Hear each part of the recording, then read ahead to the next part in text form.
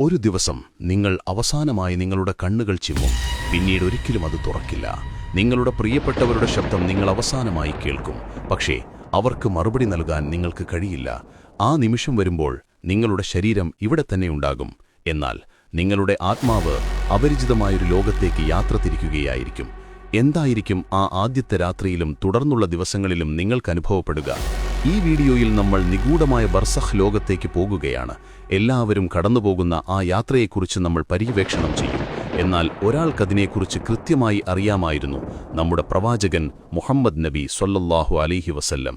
ഏറ്റവും നൂതനമായ സാങ്കേതികവിദ്യയുടെ സഹായത്തോടെ മരണാനന്തരമുള്ള ഓരോ നിമിഷവും നമ്മളിവിടെ പുനരാവിഷ്കരിക്കുകയാണ്. നിങ്ങൾ കാണുന്നത് ട്രൂ ഹിസ്റ്ററി സിനിമ. അദൃശ്യമായ ഈ ലോകത്തെക്കുറിച്ചുള്ള അറിവുകൾ നഷ്ടപ്പെടാതിരിക്കാൻ ഇപ്പോൾ തന്നെ ചാനൽ സബ്സ്ക്രൈബ് ചെയ്യുക. നിങ്ങൾ തയ്യാറാണെങ്കിൽ നമുക്ക് തുടങ്ങാം. നമ്മുടെ പ്രവാചകൻ പറഞ്ഞു, എല്ലാ ആത്മാവും മരണം രുചിക്കുക തന്നെ ചെയ്യും. ഇപ്പോഴിതാ ആ നിമിഷം വന്നെത്തിയിരിക്കുന്നു. വർഷങ്ങളായി നിങ്ങൾ നീട്ടിവച്ച, ഒരിക്കലും വരില്ലെന്ന് നിങ്ങൾ കരുതിയ ആ നിമിഷം, അവസാന ശ്വാസം. നിങ്ങളുടെ നാവിന് സംസാരിക്കാൻ കഴിയുന്നില്ല. കണ്ണുകൾ ഒരൊറ്റ ബിന്ദുവിൽ ഉറച്ചുപോകുന്നു. ഹൃദയം അവസാനമായൊന്നും ഇടിക്കുന്നു, പിന്നെ നിലയ്ക്കുന്നു. കാലിന്റെ വിരലുകളിൽ നിന്ന് ഒരു തണുപ്പ് തുടങ്ങി ശരീരമാകെ പടരുന്നു. ഇതൊരു സാധാരണ തണുപ്പല്ല, ആത്മാവ് ശരീരത്തിൽ നിന്ന് വേർപെടാൻ പോകുന്നുവെന്നതിന്റെ ലക്ഷണമാണത്. മൂസാ നബി അലൈഹിസ്സലാം മരണത്തെ വിശേഷിപ്പിച്ചത് ഇപ്രകാരമാണെന്ന് നിവേദനം ചെയ്യപ്പെടുന്നു: ജീവനോടെയുള്ള ഒരു പക്ഷിയെ ചുട്ടുപഴുത്ത ചട്ടിയിലിട്ടാൽ അത് രക്ഷപ്പെടാൻ ചിറകടിക്കുന്നതുപോലെയാണ് മരണം. ആത്മാവ് പാദങ്ങളിൽ നിന്ന് കാലുകളിലേക്കും, അവിടെ നിന്ന് വയറിലേക്കും, നെഞ്ചിലേക്കും, അവസാനം തൊണ്ടക്കുഴിയിലേക്കും എത്തുന്നു. സൂറത്തുൽ വാഖിയയിൽ അല്ലാഹു പറയുന്നു: ആത്മാവ് തൊണ്ടക്കുഴിയിലെത്തുമ്പോൾ ആ സമയത്ത് മരിക്കുന്ന വ്യക്തിയെ നോക്കി നിൽക്കുന്നവരെ, നിങ്ങളെക്കാൾ അവനുമായി ഏറ്റവും അടുത്തത് നാമാണ്, പക്ഷെ നിങ്ങളത് കാണുന്നില്ല. ഈ സമയം ശരീരത്തിലെ ഓരോ കോശവും വേദന കൊണ്ട് പൊളയുകയാണ്. നനഞ്ഞ കമ്പിളിയിൽ നിന്ന് മുള്ളുള്ള കൊമ്പ് വലിച്ചെടുക്കുന്നതുപോലെയാണ് ആത്മാവിന്റെ വേർപാട്. ഈ പോരാട്ടത്തിനിടയിൽ ഇരുണ്ട ഒരു രൂപം നിങ്ങളുടെ അരികിൽ പ്രത്യക്ഷപ്പെടുന്നു. അത് മറ്റാരുമല്ല, ഷെയ്ത്താൻ അഥവാ പിശാചാണ്. ജീവിതകാലം മുഴുവൻ നിങ്ങളെ വഴിതെറ്റിക്കാൻ ശ്രമിച്ച അവൻ അവസാനമായി ഒരിക്കൽ കൂടി വരുന്നു. അവൻ നിങ്ങളുടെ വിശ്വാസത്തെ തകർക്കാൻ ശ്രമിക്കും. എന്നെ വിശ്വസിക്കൂ, ഈ മതം ഉപേക്ഷിക്കൂ എന്നവൻ മന്ത്രിക്കും. പക്ഷേ ആരാണോ ജീവിതത്തിൽ അല്ലാഹുവിനെ മുറുകെ പിടിച്ചത്, അവനെ അല്ലാഹു സഹായിക്കും. ഹദീസിൽ പറയുന്നതുപോലെ, നിങ്ങൾ എങ്ങനെ ജീവിച്ചുവോ അങ്ങനെ മരിക്കും. വിശ്വാസത്തോടെ ജീവിച്ചവർക്ക് പിശാചിന്റെ വസ്വാസ് ഏൽക്കില്ല. ഇവിടെ വെച്ച് മനുഷ്യർ രണ്ടായി തിരിയുന്നു. വിശ്വാസമില്ലാതെ മരിക്കുന്നവർക്ക് മരണം അങ്ങേയറ്റം വേദനാജനകമാണ്. മലക്കുകൾ വിളിച്ചു പറയും: പുറത്തുവരൂ, ദുഷിച്ച ആത്മാവേ, നരകത്തിന്റെ ശിക്ഷയിലേക്ക് പുറത്തുവരൂ. ശരീരം വിട്ടുപോകാൻ ആത്മാവ് മടിക്കും. മലക്കുകൾ അതിനെ ബലമായി വലിച്ചെടുക്കും. ഞരമ്പുകൾ പൊട്ടുന്ന വേദനയോടെ അത് പുറത്തുവരും. എന്നാൽ ഒരു സത്യവിശ്വാസിയുടെ മരണം പ്രവാചകൻ സ്വല്ലല്ലാഹു അലൈഹി വസല്ലം വിവരിച്ചത് എങ്ങനെയെന്നറിയാമോ? ഒരു പാത്രത്തിൽ നിന്ന് വെള്ളമൊഴുകി ഇറങ്ങുന്നത് എത്ര എളുപ്പമാണോ, അത്രയും ശാന്തമായി വിശ്വാസിയുടെ ആത്മാവ് പുറത്തുവരും. നിങ്ങൾ അല്ലാഹുവിന് കീഴ്പ്പെട്ടവരാണെങ്കിൽ പ്രകാശത്തിന്റെ രൂപത്തിലുള്ള മലക്കുകളെ നിങ്ങൾ കാണും. കാരുണ്യത്തിന്റെ മലക്കുകൾ. അവർ പറയും: ഹേ പരിശുദ്ധമായ ആത്മാവേ, നിന്റെ രക്ഷിതാവിന്റെ കാരുണ്യത്തിലേക്കും പ്രീതിയിലേക്കും നീ പുറത്തുവരൂ. ഖുർആൻ പറയുന്നു: ഞങ്ങളുടെ രക്ഷിതാവ് അല്ലാഹുവാണെന്ന് പറയുകയും പിന്നീടതിൽ ഉറച്ചു നിൽക്കുകയും ചെയ്തവരോട് മലക്കുകൾ പറയും: നിങ്ങൾ ഭയപ്പെടേണ്ട, ദുഃഖിക്കേണ്ട. നിങ്ങൾക്ക് വാഗ്ദാനം ചെയ്യപ്പെട്ട സ്വർഗ്ഗത്തെക്കുറിച്ച് സന്തോഷിച്ചുകൊള്ളുക. മലക്കുകൾ ആ നല്ല ആത്മാവിനെ സ്വർഗ്ഗത്തിൽ നിന്നുള്ള പട്ടുതൂവാലയിൽ പൊതിയുന്നു. കസ്തൂരിയേക്കാൾ നല്ല സുഗന്ധം അതിൽ നിന്ന് വമിക്കുന്നു. ശരീരം ഭൂമിയിൽ കിടക്കുമ്പോൾ ആത്മാവ് ആകാശങ്ങളിലേക്ക് യാത്ര തിരിക്കുകയാണ്. ഓരോ ആകാശത്തിലൂടെ കടന്നുപോകുമ്പോഴും അവിടെയുള്ള മലക്കുകൾ ചോദിക്കും: ആരുടേതാണീ നല്ല ആത്മാവ്? അപ്പോൾ കൊണ്ടുപോകുന്ന മലക്കുകൾ ഭൂമിയിൽ വെച്ച് ജനങ്ങൾ വിളിച്ചിരുന്ന ഏറ്റവും നല്ല പേരു പറഞ്ഞു പരിചയപ്പെടുത്തും: ഇതിന്നയാളുടെ മകൻ ഇന്നയാളാണ്. അങ്ങനെ 7 ആകാശങ്ങളും കടന്ന് അല്ലാഹുവിന്റെ സന്നിധിയിലെത്തും. അല്ലാഹു പറയും: എന്റെ അടിമയുടെ രേഖകൾ ഇല്ലിയീനിൽ രേഖപ്പെടുത്തുക. അവനെ ഭൂമിയിലേക്ക് തന്നെ മടക്കുക. അവിടെ നിന്നാണ് ഞാൻ അവനെ സൃഷ്ടിച്ചത്. അവിടേക്ക് തന്നെ മടക്കും. അതിൽ നിന്ന് തന്നെ അവനെ ഉയർത്തെഴുന്നേൽപ്പിക്കുകയും ചെയ്യും. എന്നാൽ അവിശ്വാസിയുടെ ആത്മാവ് അതിൽ നിന്ന് ചീഞ്ഞ ശവത്തേക്കാർ മോശമായ ദുർഗന്ധം വമിക്കും. ആകാശത്തിന്റെ കവാടങ്ങൾ അവർക്ക് മുന്നിൽ കൊട്ടിയടയ്ക്കപ്പെടും. അല്ലാഹു കൽപ്പിക്കും: അവന്റെ രേഖകൾ ഏറ്റവും താഴെയുള്ള സിജ്ജീനിൽ എഴുതുക. അങ്ങനെ ആ ആത്മാവ് ആകാശത്തുനിന്ന് നിന്ദ്യമായി താഴേക്കെറിയപ്പെടും. മരണശേഷം ശരീരം ഭൂമിയിൽ അവശേഷിക്കുന്നു. ജനാസയ്ക്കുള്ള തയ്യാറെടുപ്പുകൾ തുടങ്ങുന്നു. നിങ്ങളെ കുളിപ്പിക്കുന്നു. സ്വഹീഹായ ഹദീസുകളിൽ പ്രവാചകൻ പറഞ്ഞു, നിങ്ങൾ മരിച്ചവരെ കുളിപ്പിക്കുമ്പോൾ നന്നായി കുളിപ്പിക്കുക. ശരീരം നിർജീവമാണെങ്കിലും ആത്മാവിന് അതുമായൊരു ബന്ധമുണ്ട്. തന്നെ ആരാണ് കുളിപ്പിക്കുന്നത്, ആരാണ് കഫൻ ചെയ്യുന്നത് എന്ന് ആത്മാവ് അറിയുന്നു. വെള്ളത്തുണിയിൽ നിങ്ങളെ പൊതിയുന്നു, തുന്നലുകളില്ലാത്ത ലളിതമായ വസ്ത്രം. ഇന്നലെ വരെ മണിക്കൂറുകളോളം വസ്ത്രം തിരഞ്ഞെടുത്തിരുന്ന നിങ്ങൾ ഇന്ന് വെറും 3 കഷ്ണം തുണിയിൽ ചുറ്റപ്പെടുന്നു. ജനാസ നമസ്കാരം കഴിയുന്നു. മണ്ണിന്റെ ഗന്ധം നിങ്ങളുടെ മൂക്കിലേക്കെത്തുന്നു. ഖബർ തയ്യാറാണ്. ഇരുണ്ട ഇടുങ്ങിയ തണുപ്പുള്ള നിങ്ങളുടെ പുതിയ വീട്. നിങ്ങളെ അതിലേക്ക് ഇറക്കിവെക്കുന്നു. കല്ലുകൾ വെച്ച് മൂടുന്നു. മുകളിൽ മണ്ണ് വാരിയിടുന്നു. ആദ്യത്തെ പിടി മണ്ണു വീഴുമ്പോൾ പുറത്തെ വെളിച്ചം എന്നേക്കുമായി മായുകയാണ്. എല്ലാവരും തിരിച്ചു നടക്കുന്നു. അവരുടെ കാലൊച്ചകൾ അകലുന്നത് നിങ്ങൾക്ക് കേൾക്കാം. ഇന്നലെ രാത്രി നിങ്ങൾ ചൂടുള്ള കിടക്കയിൽ ഉറങ്ങി.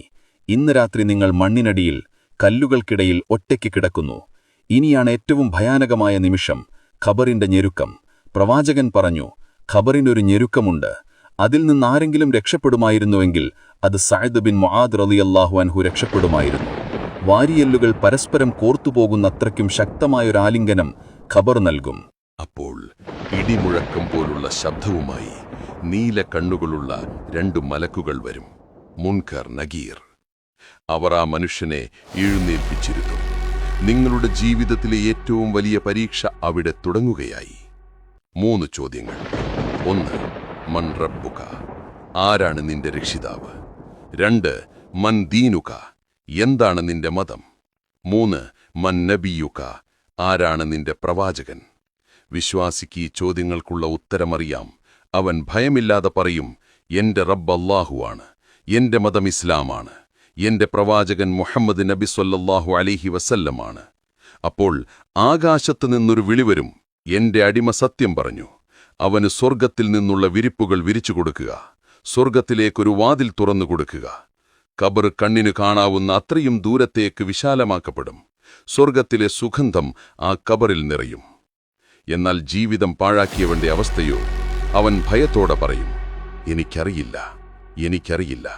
അപ്പോൾ ആകാശത്തു നിന്ന് വിളിവരും, ഇവൻ കളവു പറഞ്ഞു. നരകത്തിൽ നിന്നുള്ള വിരിപ്പുകൾ ഇവന് നൽകുക, നരകത്തിലേക്കൊരു വാതിൽ തുറന്നുകൊടുക്കുക. നരകത്തിലെ കൊടും ചൂടും വിഷക്കാറ്റും ആ ഖബറിലേക്ക് അടിച്ചുകൊണ്ടേയിരിക്കും. നിങ്ങൾ തനിച്ചാണോ? അല്ല. വിശ്വാസിയുടെ ഖബറിലേക്ക് സുന്ദരനായ നല്ല വസ്ത്രം ധരിച്ച ഒരാൾ വരും. വിശ്വാസി ചോദിക്കും, നീ ആരാണ്?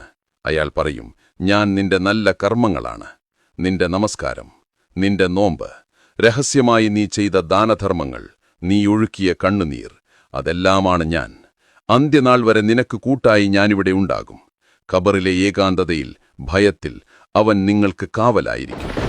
എന്നാൽ പാപിയായ മനുഷ്യന്റെ അരികിലേക്ക് വിരൂപനായ ദുർഗന്ധം വമിക്കുന്ന ഒരാൾ വരും. അവൻ ചോദിക്കും, നീ ആരാണ്? അയാൾ പറയും, ഞാൻ നിന്റെ ചീത്ത കർമ്മങ്ങളാണ്, നീ ഉപേക്ഷിച്ച നമസ്കാരങ്ങൾ, നീ പറഞ്ഞ നുണകൾ, നീ ചെയ്ത വഞ്ചനകൾ, അതെല്ലാമാണ് ഞാൻ. അന്ത്യനാൾ വരെ അവനെ ശിക്ഷിക്കാൻ അയാൾ കൂടെയുണ്ടാകും. പിന്നെ 99 പാമ്പുകൾ ആ ഖബറിലേക്ക് നിയോഗിക്കപ്പെടും. അവയുടെ വിഷം എത്ര കഠിനമാണെന്നാൽ അതിലൊന്ന് ഭൂമിയിൽ ഊതിയാൽ പിന്നീട് അവിടെ പുല്ല് കിളിക്കില്ല എന്ന് പ്രവാചകൻ പറഞ്ഞു. അന്ത്യനാൾ വരെ ഈ ശിക്ഷ തുടരും. ശാരീരികമായ ഖബറിനപ്പുറം ആത്മാവ് ബർസഖ് എന്ന ലോകത്തായിരിക്കും. ഇഹലോകത്തിനും പരലോകത്തിനുമിടയിലുള്ളൊരു പാനമാണത്. അവിടെ എന്താണ് സംഭവിക്കുന്നത്?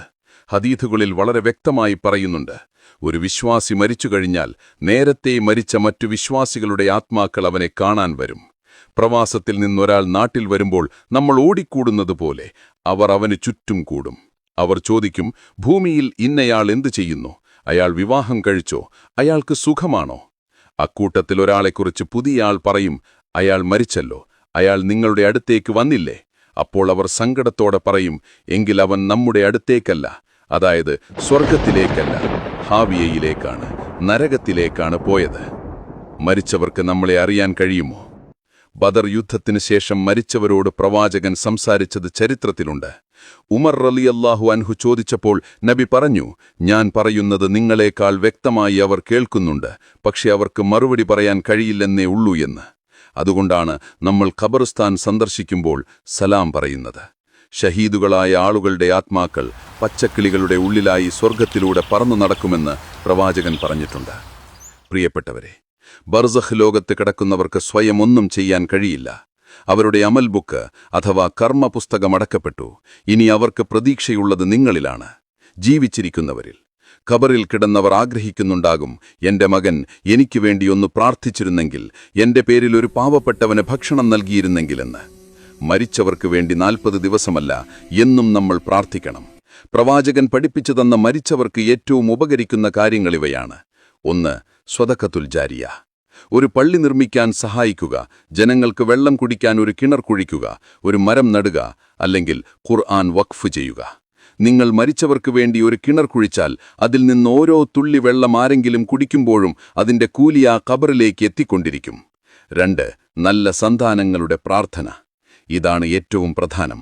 ഒരു മകൻ അല്ലെങ്കിൽ മകൾ കണ്ണീരു കലർന്നുകൊണ്ട് റബ്ബിർഹംഹുമാ കമാ റബ്ബയാനി സ്വഗീറ എന്ന് പ്രാർത്ഥിക്കുമ്പോൾ സ്വർഗത്തിൽ ആ മാതാപിതാക്കളുടെ പദവികൾ ഉയർത്തപ്പെടും. അവർ ചോദിക്കും, അല്ലാഹുവേ, ഇതെനിക്കെവിടെ നിന്ന് കിട്ടി?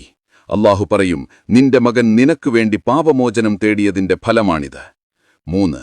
ഖുർആൻ പാരായണം, പ്രത്യേകിച്ച് സൂറത്തുൽ മുൽക്ക്. എല്ലാ രാത്രിയിലും ഇതോതുന്നത് ഖബറിലെ ശിക്ഷയിൽ നിന്ന് സംരക്ഷണം നൽകുമെന്ന് പ്രവാചകൻ പറഞ്ഞിട്ടുണ്ട്. അത് നിങ്ങളുടെ ജീവിതത്തിന്റെ ഭാഗമാക്കുക. 4. കടങ്ങൾ വീട്ടുക. മരിച്ചയാൾക്ക് സാമ്പത്തിക ബാധ്യതകളുണ്ടെങ്കിൽ അതെത്രയും വേഗം വീട്ടുക. ആത്മാവ് അതിൽ ബന്ധിക്കപ്പെട്ടിരിക്കും. സഹോദരങ്ങളെ ഓർക്കുക, ഇന്ന് നമ്മൾ മരിച്ചവരെ കുഴിച്ചുമൂടുന്നു, നാളെ മറ്റുള്ളവർ നമ്മളെയും കുഴിച്ചുമൂടും. ഇതൊരു കെട്ടുകഥയല്ല, നമ്മൾ ഓരോരുത്തരും അനുഭവിക്കാൻ പോകുന്ന സത്യമാണ്. ആ ഇരുണ്ട ഖബറിൽ കൂട്ടിനാരുമില്ലാത്ത ആ നേരത്ത് നമുക്ക് വെളിച്ചമായി മാറുന്നത് നമ്മുടെ നല്ല കർമ്മങ്ങൾ മാത്രമാണ്. ആഡംബര വീടുകളും വാഹനങ്ങളും ബാങ്ക് ബാലൻസും എല്ലാം ഇവിടെ ഉപേക്ഷിച്ച് വെറും കൈയോടെ നമ്മൾ പോകണം. പ്രവാചകൻ ചോദിച്ചു, ആരാണ് ബുദ്ധിമാൻ? അവിടുന്ന് തന്നെ മറുപടി പറഞ്ഞു, മരണത്തെക്കുറിച്ച് ധാരാളമായി ഓർക്കുകയും അതിനുശേഷമുള്ള ജീവിതത്തിനു വേണ്ടി തയ്യാറെടുക്കുകയും ചെയ്യുന്നവനാണ് ബുദ്ധിമാൻ. ഇന്ന് തന്നെ അല്ലാഹുവിലേക്ക് മടങ്ങുക, നമസ്കാരങ്ങൾ കൃത്യമായി നിർവഹിക്കുക, തെറ്റുകൾക്ക് പശ്ചാത്തപിക്കുക. ഏതു നിമിഷം മരണം നമ്മളെ തേടിവരാം. അല്ലാഹു നമ്മെ എല്ലാവരെയും അനുഗ്രഹിക്കട്ടെ. നമ്മുടെ മരണം ലാ ഇലാഹ ഇല്ലല്ലാ എന്ന കലിമ ചൊല്ലിക്കൊണ്ടുള്ള നല്ല മരണമാകട്ടെ. നമ്മുടെ ഖബറുകൾ സ്വർഗ്ഗത്തോപ്പുകളാക്കി മാറ്റട്ടെ. മുൻകർ നക്കീറിന്റെ ചോദ്യങ്ങൾക്ക് കൃത്യമായി ഉത്തരം നൽകാൻ അല്ലാഹു നമ്മെ സഹായിക്കട്ടെ. നരകശിക്ഷയിൽ നിന്നും ഖബർ ശിക്ഷയിൽ നിന്നും അല്ലാഹു നമ്മെയും വരിച്ചുപോയ നമ്മുടെ മാതാപിതാക്കളെയും കാത്തിരക്ഷിക്കട്ടെ. ആമീൻ. അടുത്ത എപ്പിസോഡിൽ ബർസഖ് ലോകത്തിന് ശേഷം സംഭവിക്കുന്ന ഏറ്റവും വലിയ ദിവസത്തെക്കുറിച്ച്, അന്ത്യനാളിനെക്കുറിച്ച് നമുക്ക് സംസാരിക്കാം. നിങ്ങൾക്ക് ഈ വീഡിയോ ഇഷ്ടപ്പെട്ടെങ്കിൽ ഈ അറിവ് മറ്റുള്ളവരിലേക്ക് എത്തിക്കാൻ ഇത് ഷെയർ ചെയ്യുക. മറ്റൊരാത്മാവിനെ വെളിച്ചത്തിലേക്ക് നയിക്കാൻ അത് കാരണമായേക്കാം. അസ്സലാമു അലൈക്കും വറഹ്മത്തുള്ളാഹി വബറകാതുഹു.